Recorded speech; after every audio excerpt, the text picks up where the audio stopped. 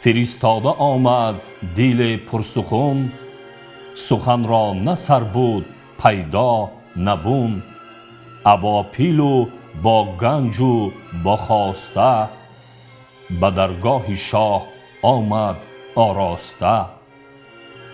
چو نزد فریدون رسید آگهی، بفرمود تا تختی شاهنشهی.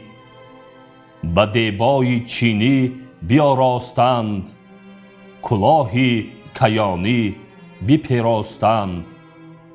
نشست از بری تختی پیروزه شاه، چو سروی سهی بر سرش گرد ماه.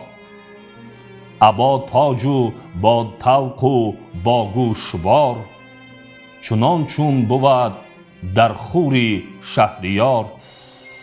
خجسته منوچهر بر دست شاه، نشسته به سر بر نهاده کلاه.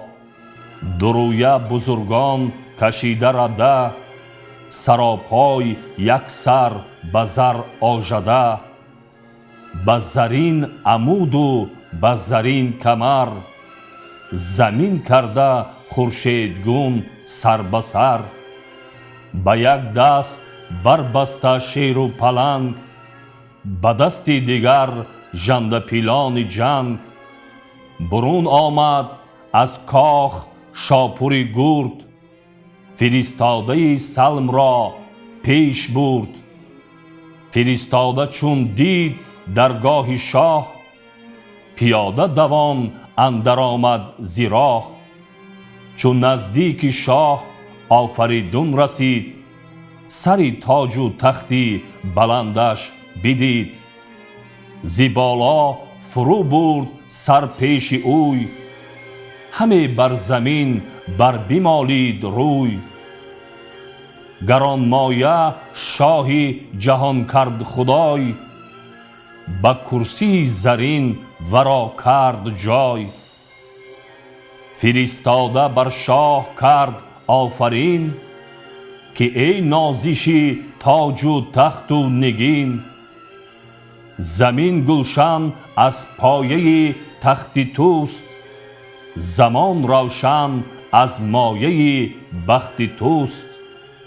همه بنده خاک پای تویم، همه پاک زنده برای تویم.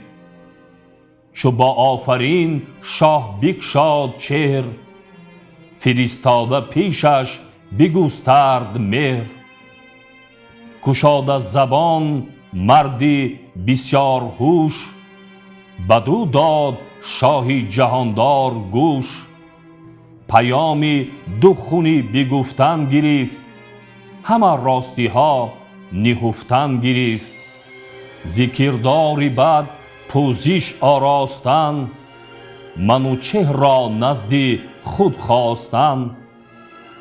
میان بستن او را بسان رهی، سپردن بدو تاج و تختی مهی.